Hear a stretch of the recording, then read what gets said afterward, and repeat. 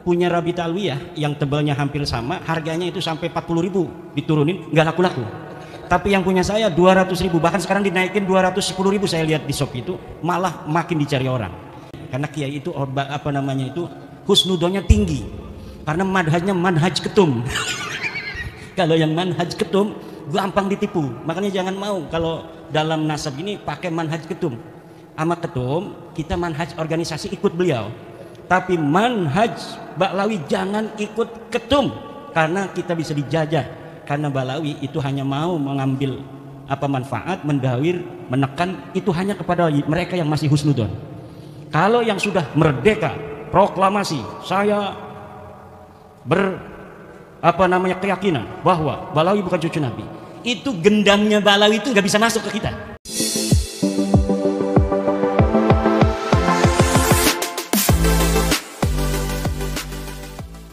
Assalamualaikum warahmatullahi ta'ala wabarakatuh. Dalam suatu kesempatan, Kiai Haji Imaduddin ketika memberikan materi tentang pembahasan batalnya nasab sada Ba'alawi dari jalur nasab Rasulullah SAW, beliau sempat menyinggung sosok ketua umum pengurus besar Nahdlatul Ulama, yaitu Gus Yahya Khalil Stakuf, yang menaruh sikap husnudzon, berbaik sangka kepada Ba'alawi dan bersikap bertaklid kepada ulama terdahulu dalam memberikan penghormatan, memberikan penghargaan, mengitsbat nasab sada Ba'alawi sebagai keturunan Nabi. Kata Kiai Imaduddin, dalam urusan organisasi, dalam urusan kelembagaan Nahdlatul Ulama, wajib ikut kepada ketua umum PBNU. Namun dalam urusan nasab sada Ba'alawi, wajib mufarokoh berpisah dengan ketua umum PBNU yang memberikan penghormatan, bersimpatik, buta kepada Ba'alawi. Kiai Imaduddin selalu menyampaikan hal itu, menyampaikan statement-statement tentang hal ini di mana-mana di dalam ceramah-ceramah beliau.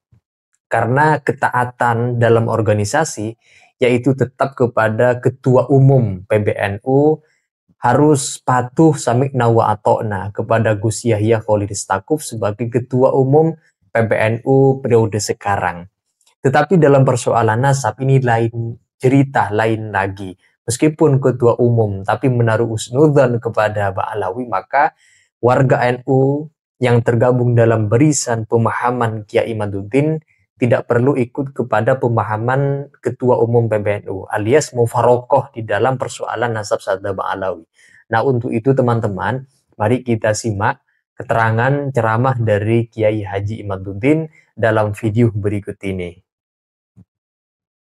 Memang berdasarkan apa yang telah saya teliti, Bapak-bapak juga mungkin udah banyak yang membaca buku yang sudah saya terbitkan, baik tentang kronik ilmiah perjalanan saya di dalam bagaimana selama 2 tahun lebih membahas tentang batalnya nasab Ba'alawi, kemudian berbagai macam buku-buku yang spesial, misalnya buku khusus tentang mengungkap manuskrip-manuskrip palsu yang diberikan oleh Rabita Alwiyah, dalam hal ini via Rumel Abbas, itu juga ada semuanya. Semua apa yang telah mereka atribusikan sebagai manuskrip-manuskrip di abad ke-6, 7 itu ternyata semuanya palsu, dan kiai-kiai bisa untuk melihatnya di buku mengungkap manuskrip-manuskrip palsu Ba'alawi versi Rumel Abbas. Kemudian juga buku yang terakhir yang kemarin, sekarang ini orang-orang lagi mencari buku itu, yaitu buku yang saya beri judul Ulama Nusantara Menggugat Nasab Palsu. Itu dalam beberapa bulan saja itu sudah hampir 1.000, padahal harganya mahal ya. Harganya itu diterbitkan oleh penerbit teman saya itu, karena saya itu kan nggak biasa untuk menulis kemudian ingin dijual gitu, enggak. Pokoknya saya menulis, saya taruh di PDF, saya sebarkan agar bisa dibaca. Siapa aja yang mau mencetak silahkan, kan begitu. Akhirnya dicetak oleh teman saya, harganya 200.000, tetapi punya Rabita Alwiyah yang tebalnya hampir sama, harganya itu sampai 40.000 diturunin, nggak laku-laku. Tapi yang punya saya 200.000, bahkan sekarang dinaikin 210.000, saya lihat di Shopee itu malah makin dicari orang. Ini adalah sebuah indikator bahwa mayoritas masyarakat ini bersama kita dan kesimpulannya sama, bahwa Ba'lawi bukanlah cucu dari baginda Nabi besar Muhammad sallallahu alaihi wasallam. Sebenarnya mereka sudah ada kesimpulan sendiri di hatinya. Jadi tesis saya ini dijadikan sebagai bumper aja. Ini ada. Padahal mereka udah dari dulu mungkin nggak percaya nih cucu Nabi tukang mintain duit begini, nggak percaya cucu Nabi ada yang nyolong motor orang, nggak percaya ada cucu Nabi. Semalam itu ada yang cerita di kampung apa di sana, semalam acara dia marawis, bawa anaknya perempuan, mohon ke kiai itu ke kamar mandi, ternyata nyolong duit di kamarnya kiai itu.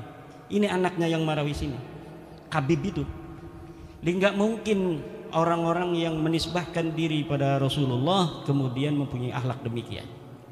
Nah, apapun itu sekarang buktinya sudah ada sebuah penelitian ilmiah.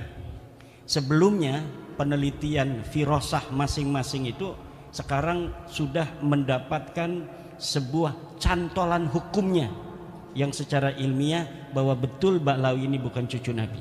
Dulu guru saya Yai Abuya Dimyati itu kalau ada Habib sini delo ya incu Nabi ya, ini matanya dibuka, delo ya incu Nabi asli ya, itu artinya beliau nggak percaya, tetapi tidak pakai dalil, tidak pakai data, itu kasfan, maka tidak bisa untuk diikuti. Karena kasfan itu tidak bisa diikuti. Jangankan mukasafah hanya dalam masalah nasab, hanya dalam masalah Ramadan saja, walaupun bertemu Nabi, malam kita bertemu Nabi mengatakan besok adalah Ramadan, itu tidak bisa dijadikan dalil untuk bisa menjadi patokan orang berpuasa.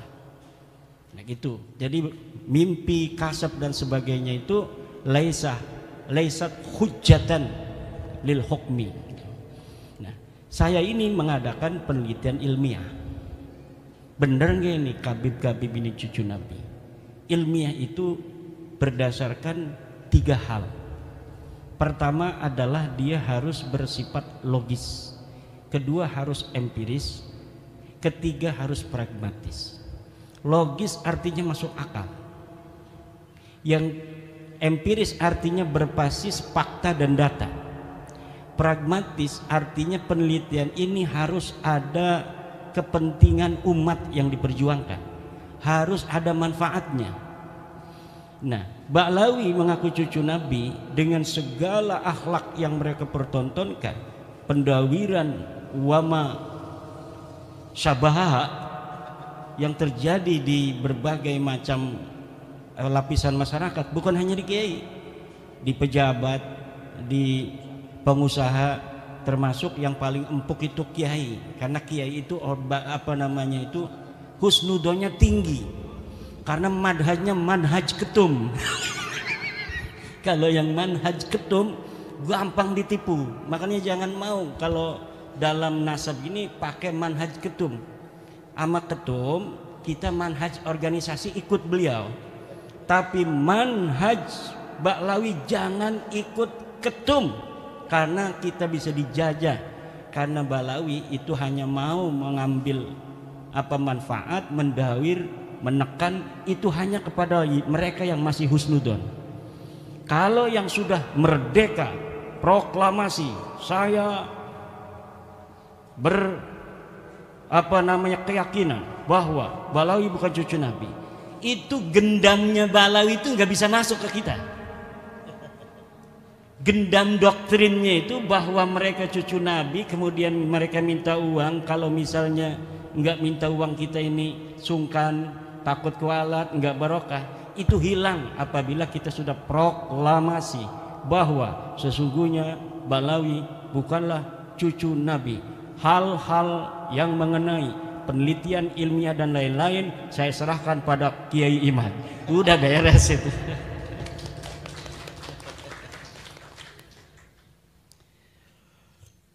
Coba logis apa tidak orang yang mengaku cucu Nabi ini secara data di abad ke-9 Hijriah 895 Hijriah mengaku keturunan Nabi, kemudian mengurut nama-nama.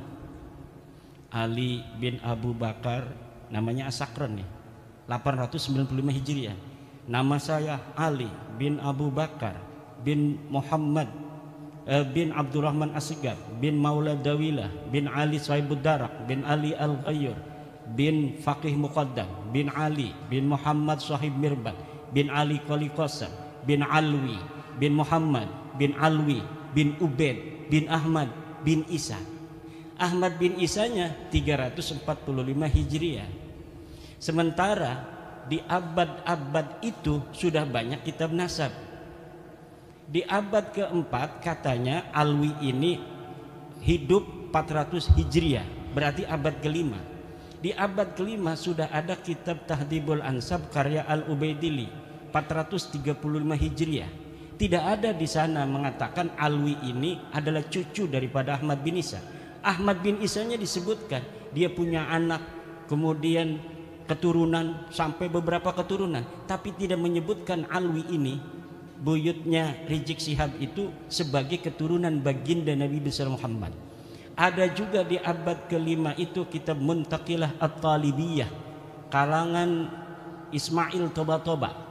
Ismail Toba-Toba itu 470 Hijriah. Tidak menyebutkan juga bahwa Ahmad bin Isa punya anak namanya Ubaid.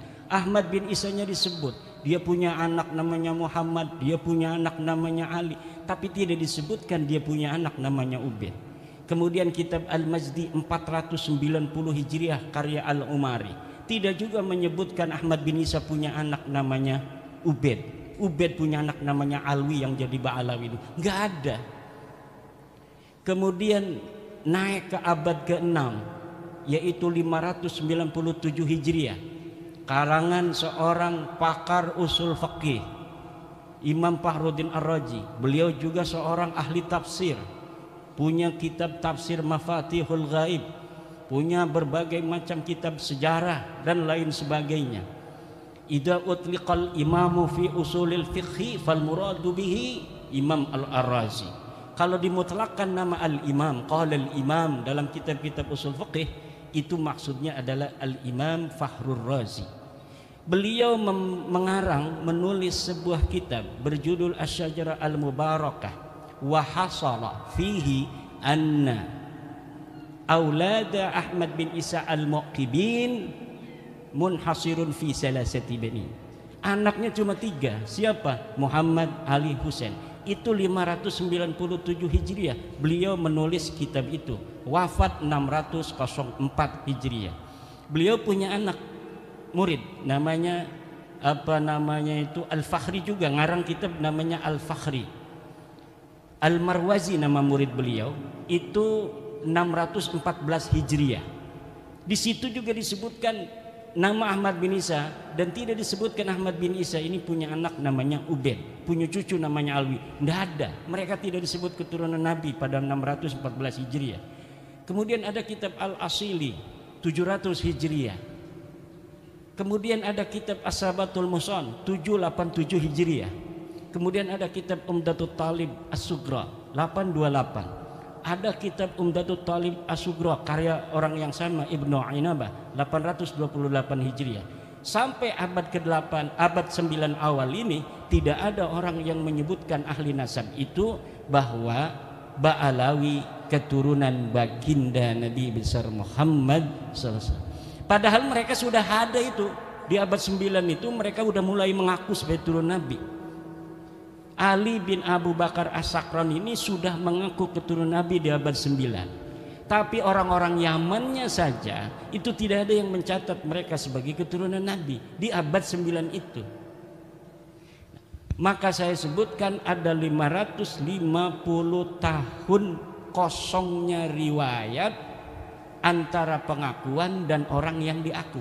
Orang yang diaku 345 Hijriah, mereka mengaku 895 Hijriah. Hitung pakai kalkulator 550 tahun. Itu kalau kita mau kasihan. Itu versi kasihan itu 550 tahun itu. Versi yang tidak kasihan dalam ilmu nasab itu, dalam ilmu nasab, sebuah kitab sejarah, la yuqaddamu bihalin ala ma yusbituhun nasabun. Ilmu sejarah, sejarawan tidak bisa didahulukan dari apa yang telah ditetapkan oleh ahli nasab. Sedangkan ahli as-Sakran ini ngarangnya kitab sejarah tasawuf dan amalannya. Maka walaupun ada susunan dia menyebutkan nama sampai Ahmad bin Isa, itu sebenarnya dalam ilmu nasab tidak dianggap sama sekali. Keterangan dari Kiai Haji Imaduddin yang barusan kita simak menyangkut bagaimana sikap Ketua Umum Pengurus Besar Nahdlatul Ulama periode sekarang lebih memberikan pernyataan secara husnudzan saja kepada nasab habaib sebagai bagian dari keturunan Nabi Muhammad SAW. Kiai Imad berusaha tegas mengatakan, dalam urusan manhaj organisasi, Nahdlatul Ulama wajib sesama warga NU mengikuti ketua umumnya, yaitu Gus Yahya Khalil Stakuf.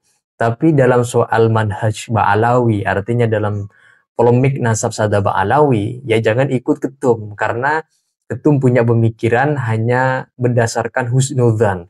Bagi orang-orang yang punya kepentingan di dalam memahami sada Ba'alawi berdasarkan kajian ilmiah, maka jangan mengikuti pemikiran manhajnya ketum, tapi mengikuti pemahaman yang dikembangkan oleh kelompoknya Kiai Imaduddin yang menghasilkan satu bentuk kajian ilmiah bahwa nasab sada Ba'alawi itu batal dari segi ilmu sejarah, ilmu nasab, dan bahkan sekarang muncul dari segi ilmu tes DNA. Nah, itu saja teman-teman, silakan kalau kalian ingin menyampaikan pendapat terkait dengan keterangan ceramah dari Kiai Haji Imaduddin yang barusan kita simak.